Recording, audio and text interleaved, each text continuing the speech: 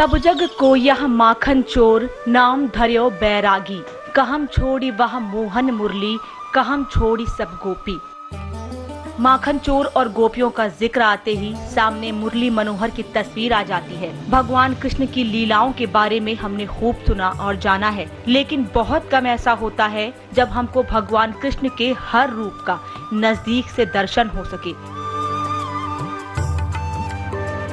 कान्हा को उनकी नटखट लीलाओं और मनमोहक स्वरूप के कारण नटखट कान्हा भी कहा जाता है। और आज हम आपको उन्हें आदिदेव की धरती पर लिए चलते हैं और जानते हैं उस पावन नगरी को बेहद करीब से।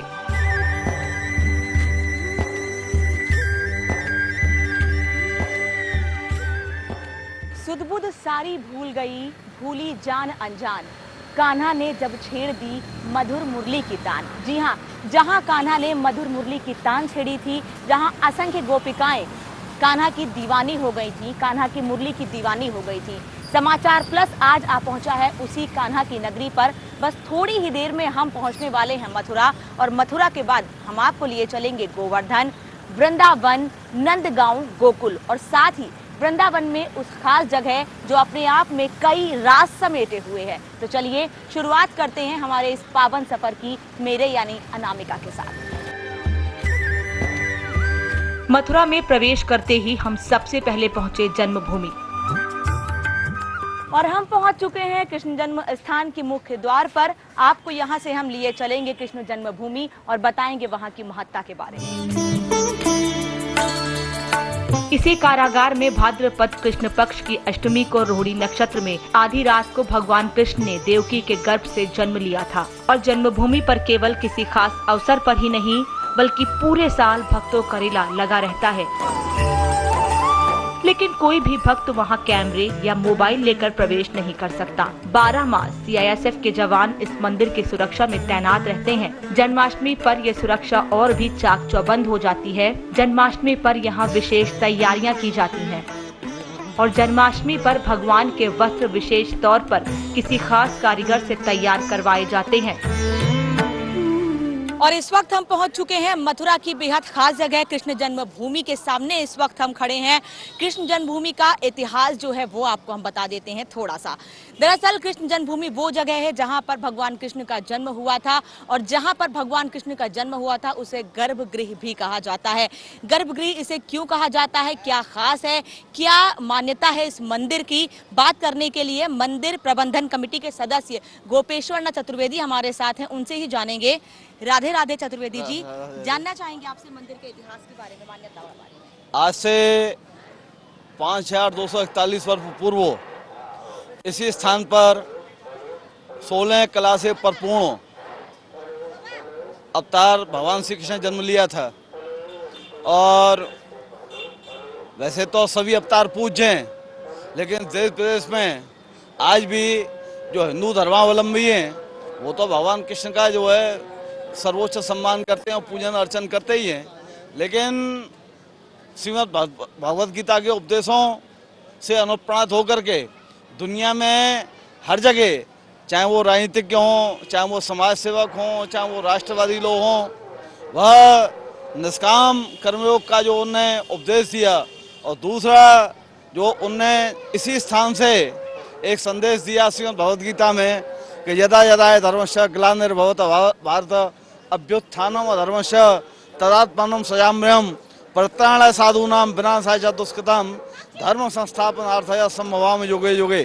कि मैं जब साधुओं का उत्पीड़न होता है, धर्म की हानि होती है, धर्म की वृद्धि होती है, तब इस भूतल पर जो आसुरी शक्ति हैं यानी राक्षस लोग हैं, लोगों को तो समाप्त करने के लिए, और धर्म की स्थापना अर्थात जो साधु लोग हैं, सात्विक लोग हैं, उनका उत्पीड़न न हो, उनका उत्थान हो, अच्छे संस्कार समाज में स्थापित हों। दुष्चरित्र यदि हम जो उनका वध करेंगे, उनका विरोध करेंगे, तो वो जो हतोत्साहित होंगे, समाप्त होंगे। तो इस उद्बोधन देने के लिए भगवान ने अवतार लिया, और ब्रजभूमि में से ही शुरुआत करके और महाभारत में उनने समापन किया। तो ऐसे महापुरुष की जन्मभूमि है, इसलिए इसको दुनिया नमन करती है। और विशेष करके जन्माष्टमी के पर्व के दिन पूरे विश्व में ये भगवान का जन्मोत्सव बड़ी धूमधाम से मनाया जाता है। जन्माष्टमी की बात की आपने, जन्माष्टमी पे क्या खास होता है और इस बार क्या खास करने वाले हैं?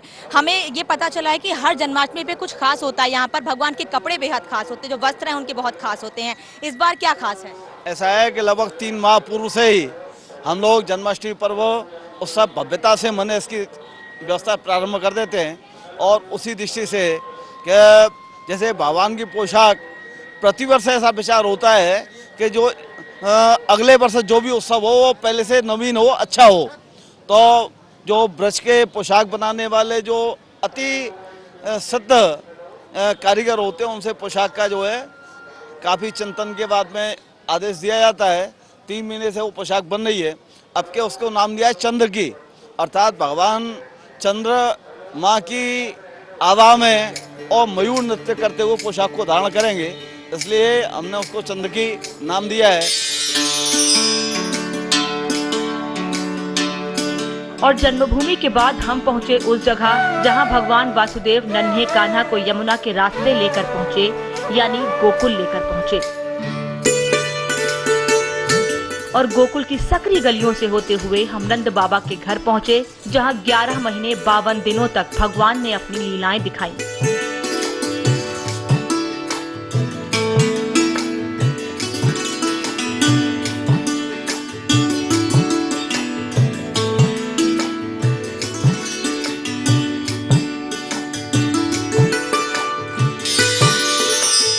और इस वक्त हम पहुंच चुके हैं गोकुल में नंद जी के उस घर में जहां पर भगवान कृष्ण को वासुदेव लेकर आए थे।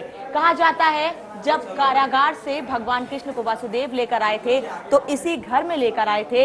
यही वो घर है जहां पर 11 महीने 52 दिन तक भगवान का पालन पोषण हुआ था। लेकिन उसके बाद यहाँ पर राक्षसों का आतंक इतना ज्यादा बढ़ा कि यहाँ से पूरे नंदगांव के लोग, यहाँ से गोकुल से लोग नंदगांव शिफ्ट हो गए। नंदगांव को भी बहुत खूबसूरती से आज के समय में ऐसे सजाया गया है, ऐसे संजोया गया है कि भगवान की एक एक स्मृति, भगवान की एक एक याद आज के समय में भी लोगों को वहां पर अपनी ओर आकर्षित करती है।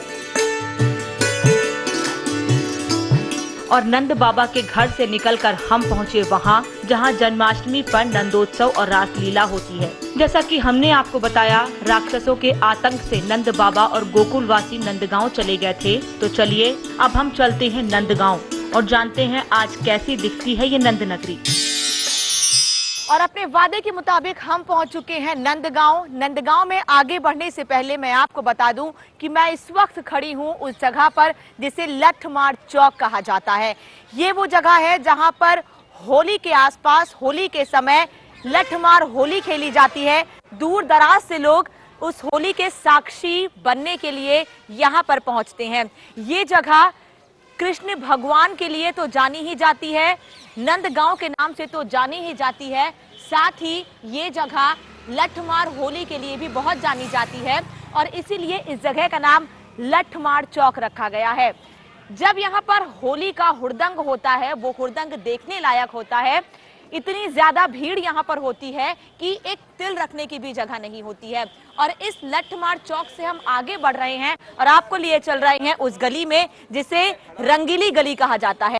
दरअसल जब लोग यहाँ पर होली खेलते हैं तो धीरे धीरे लोग आगे बढ़ते हैं और इन सड़कों पर, इन गलियों में जाते हैं, इसीलिए इनको रंगीली गलियां कहते हैं। और इन रंगीली गलियों से होते हुए हम आपको लेकर चलेंगे नंद भवन, जहां नंद जी अपने परिवार के साथ यानी कि यशोदा माता के साथ और भगवान कृष्ण के साथ रहा करते थे। हमने आपको गोकुल में बताया था कि गोकुल में जब राक्षसों का आतंक हुआ था उसके बाद नंद बाबा परिवार के साथ यहाँ आ गए थे। तो बस यहाँ से इन रंगीली गलियों से होते हुए हम आपको लिए चलते हैं नंद भवन।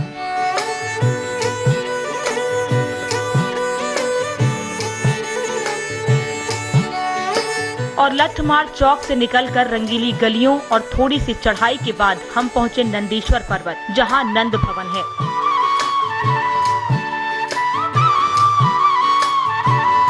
और यहां पहुंचते ही कुछ इस खास अंदाज में हमारा स्वागत हुआ।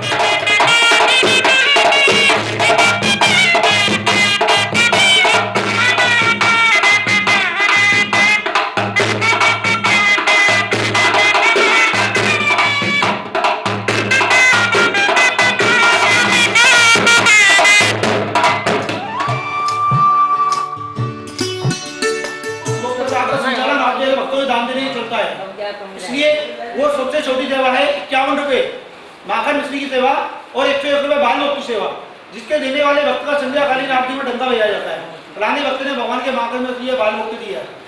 यदि इतने बड़े भक्त में है अपनी शुद्ध पवित्र मेहनत की कमाई में ठाकुर जी को देना चाहता है, तो सबसे पहले हाथ ऊपर करके ठाकुर जी के सम्मुख अपने नाम बुलवा के यहाँ दे सकता है। और हम पहुंच चुके हैं रंगीली गलियों से नंदीश्वर पर्वत पर। नंदीश्वर पर्वत वो जगह है जहां नंद भवन है और इस नंद भवन की तस्वीर आप तक हम पहुंचा ही रहे हैं। साथ ही साथ आपको हम दर्शन करवाने जा रहे हैं यहां पर भगवान कृष्ण के। नंद भवन भले ही हजारों साल पुराना है, लेकिन इसे आज भी इतनी ही खूबसूरती से संजोया गया है कि इसकी खूबसूरती देखते ही बनती है। और श्रद्धालुओं की इस भीड़ को देखकर आप समझ सकते हैं कान्हा के लिए लोगों का प्यार। नंद भवन की खासियत यहाँ रखी प्रतिमाओं का क्रम है।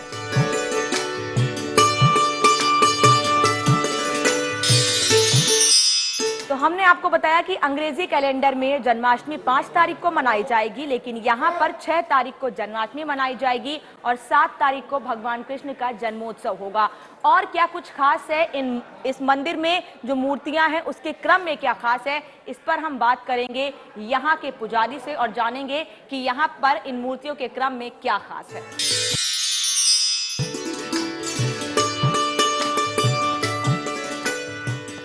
और हम इस वक्त मौजूद हैं नंद भवन में, उस जगह पर जहां पर भगवान कृष्ण की, बलराम की, नंद बाबा की, यशोदा माँ की, राधा माँ की, ग्वाल ग्वालों की जो मूर्तियां हैं एक क्रम में हैं। और क्या उसका क्रम है उसके बारे में हम आपको बताएंगे। हमने आपसे ऐसा वादा किया था।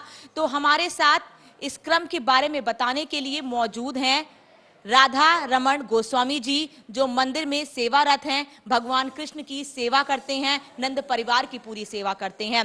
राधे राधे गोस्वामी जी। मैं आपसे जानना चाहूंगी कि क्रम का क्या कारण है, एक क्रम में रखा गया है इन तमाम मूर्तियों को, क्या कारण है इसके पीछे? क्रम का कारण ये है, देखो यहाँ आप दर्शन कर रहे हैं, माँ यशोदा की बाजू में छोटे भाई कृष्ण हैं और नंद बाबा की बाजू में बड़े भाई बलराम जी हैं। तो ऐसा भाव है और वास्तविकता भी है। छोटे बेटे पे माता का प्यार अधिक होता है, बड़े बेटे पे पिता का प्यार अधिक होता है, इसलिए माँ यशोदा की तरफ कृष्ण है और नंद बाबा की तरफ बड़े भाई बलराम जी हैं। अब हमारे यहाँ पूरे विश्व में राधा कृष्ण का एक साथ में दर्शन होता है, लेकिन यहाँ एक विशेषता है, राधा जी का दर्शन यहाँ कृष्ण के साथ में नहीं है, माँ यशोदा के साथ में है। पौराणिक परंपरा है, यहाँ पर्दे की एक विशेषता है। तो जैसे बहू में सास के साथ में पर्दे से रहती हैं, वैसे ही यहाँ राधा रानी पर्दे से विराजमान है। और नंद बाबा की साइड में आप देखिए, भगवान के साथ माखन चोरी करने वाले सखा हैं मधुमंगल श्रीधाम आदि। अब जहाँ आप दर्शन कर रहे हैं ये पूरे परिवार का दर्शन है, नंद बाबा के पूरे परिवार का दर्शन है। और जैसे एक छोटे बच्चे की परवरिश होती है, सेवा होती है, देखरेख होती है, उसी हिसाब से यहाँ सेवा होती है ठाकुर जी की। थोड़े थोड़े समय पर ठाकुर जी को अलग अलग सामग्री भोग लगाना, अलग अलग लाड़ प्यार करना है नहीं। और यही प्रांगण है जहाँ कन्हैया अपने घुटनों से चले हैं, खेले हैं, ग्वाल वालों के साथ में खेले हैं। और एक बड़ी विशेषता मैं आपको बता रहा हूँ, भगवान सबको चिरंजीवी करने वाले हैं। भगवान से साधना करके सब चिरंजीवी होने का वरदान प्राप्त करते हैं, लेकिन ब्रज की एक परंपरा है, भगवान को चिरंजीवी होने का वरदान देते हैं। रानी तेरो चिरजीवो गोपाल। खैर, अब हम रुख करते हैं गोवर्धन पर्वत का, जिसे कान्हा ने कनिष्ठा उंगली पर उठाकर नंदगांव वासियों की रक्षा तो की, साथ ही इंद्र का अभिमान भी चूर चूर कर दिया। सदियों से यहाँ दूर दूर से भक्तजन गिरिराज जी की परिक्रमा करने आते हैं। ये 7 कोस की परिक्रमा लगभग 21 किलोमीटर की है। मार्ग में पड़ने वाले प्रमुख स्थल आन्यौर, राधा कुंड, कुसुम सरोवर, मानसी गंगा, गोविंद कुंड, पुंछरी का लोटा, दान घाटी इत्यादि हैं। परिक्रमा जहाँ से शुरू होती है वहीं एक प्रसिद्ध मंदिर भी है, जिसे दान घाटी मंदिर कहा जाता है। और मथुरा में इस वक्त हम मौजूद हैं दान घाटी मंदिर के सामने। दान घाटी मंदिर का अपना ऐतिहासिक महत्व है। इस मंदिर के महत्व के बारे में बताने के पहले आपको मैं ये बता दूं कि टैक्स केवल आज के ज़माने में ही नहीं बल्कि भगवान कृष्ण के ज़माने से लिया जा रहा है। आज हम टोल टैक्स, रोड टैक्स देते हैं, लेकिन भगवान कृष्ण उस समय गोपिकाओं से टैक्स लिया करते थे। दरअसल दान घाटी मंदिर वो मंदिर है जहां से गोपिकाएं माखन, मिश्री, मट्ठा, दूध, दही लेकर निकलती थीं और जब भगवान कृष्ण उनसे मांगते थे, उन्हें नहीं देती थी तो वो उन गोपिकाओं की मटकियां फोड़ दिया करते थे। दरअसल वो माखन और मिश्री टैक्स के रूप में लिया जाता था। और क्या कुछ महत्व है इस मंदिर का, चलिए आपको बताते हैं मंदिर के पुजारी से बात। दान घाटी मंदिर का अपना अलग ही महत्व है। दान घाटी मंदिर के बारे में हमने आपको बताया कि गोपिकाओं और भगवान कृष्ण की कुछ खास बातों के लिए ये मंदिर प्रसिद्ध है, लेकिन यहाँ पर भगवान कृष्ण के रूप का श्रृंगार भी कुछ अलग तरीके से किया जाता है। कैसे किया जाता है भगवान कृष्ण के स्वरूप का श्रृंगार, कैसे दिखते हैं भगवान कृष्ण यहाँ श्रृंगार के बाद? सबसे पहले आपको ये दिखाते हैं कि आखिर कैसा स्वरूप दिखता है भगवान कृष्ण का श्रृंगार के बाद। कुछ अलग ही तरीके से भगवान कृष्ण का श्रृंगार किया जाता है। आप देख सकते हैं फूल मालाओं के साथ साथ जो आभूषण हैं वो कुछ अलग तरीके से इतनी खूबसूरती से भगवान को पहनाए गए हैं। जो आभूषण हैं, जो वस्त्र हैं, भगवान को कुछ इस तरीके से पहनाए गए हैं कि भगवान का रूप अलग तरीके से निखर के आता है। और इस मंदिर की क्या खासियत है, कब से है ये मंदिर, श्रद्धालु यहाँ आते हैं तो क्या मनोकामनाएं मांगते हैं, ये जानने के लिए मंदिर के पुजारी हमारे साथ इस वक्त मौजूद है। सबसे पहले जानते हैं इनसे कि भगवान की पूजा अर्चना यहाँ आप कैसे करते हैं? दीपावली के पड़वा को गोबर का बना के पूजते हैं, गोवर्धन इन्हीं की नकल पूजा जाता है। सुबह पूजा का दर्शन है, जब भगवान ने गोवर्धन पूजन किया है तो सुबह दूध चढ़ता है भगवान पे। शाम को श्रृंगार का दर्शन है, इंद्र ने कोप किया 7 दिन 7 रात बारिश की, तो भगवान ने गोवर्धन पर्वत को इसी प्रकार से धारण किया है भगवान ने। जन्माष्टमी के दिन किस तरीके से पूजा करते हैं भगवान की दिवाली के अलावा? जन्माष्टमी को अभिषेक होता है, दूध, दही, घी, शहद, चरणामृत बनता है, भगवान का अभिषेक होता है। देख रहे हैं यहाँ पर काफी राखियां भी बंधी हुई हैं, गांठें भी लोगों ने बांध रखी हैं। राखी जिनके भाई नहीं होते वो भाई मानते हैं भगवान को, इसलिए राखी वो यहीं चढ़ा के जाते हैं।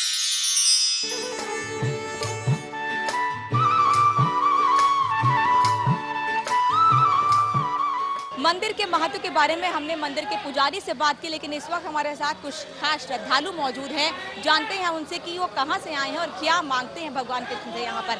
आप कहां से आए हैं और क्या मांगा भगवान से? अमृतसर से आए हैं और मांगा तो अभी तक ऐसा कुछ भी नहीं सोचा, वो पर्सनल बातें होती है, कोई बताना शेयर नहीं करता है। लेकिन ये भी कहते हैं कि जिन बहनों को भाई नहीं होते वो भी भगवान को राखी बांधते हैं। आपको भाई है तो भी क्या भगवान को आप राखी बांधते हैं? मेरा ब्रदर मेरे बाद 6 इयर्स के बाद हुआ है, जब नहीं था तब से कृष्ण जी को राखी बांधते आ रहे हैं और अभी भी घर में ठाकुर जी हैं उनको राखी बांधी जाती है। और यहाँ से हम पहुँचे गोवर्धन की तलहटी पर, जहाँ भगवान कृष्ण गायों को चराने आया करते थे। दान घाटी मंदिर के बाद हम आ पहुंचे हैं गोवर्धन की उस तलहटी पर, जहां पर भगवान कृष्ण गायों को चराने आया करते थे। कहा जाता है कि गायें भगवान कृष्ण को बेहद प्रिय थीं और अपने ग्वालों के साथ भगवान कृष्ण यहां पर गायों को चराने के लिए आया करते थे। अगर दान घाटी में भगवान ने गोवर्धन को अपनी कनिष्ठा उंगली पर उठाया था, तो यहाँ पर भगवान अपनी गायों के साथ ग्वालों के साथ आया करते थे। जगह थोड़ी कठिन जरूर है, यहाँ तक पहुँचना थोड़ा मुश्किल जरूर है, लेकिन अगर आप भगवान की भक्ति में डूब जाते हैं, भगवान को ध्यान में रख के उनका स्मरण करके यहाँ तक पहुँचते हैं, तो आपके तमाम कष्ट दूर हो जाते हैं। वक्त है एक ब्रेक का। ब्रेक के बाद भी अभी बहुत सारे पड़ाव बाकी हैं, जहाँ पर आपको लिए चलना है और जहाँ पवित्र जगहों पर आपको दर्शन करवाने हैं।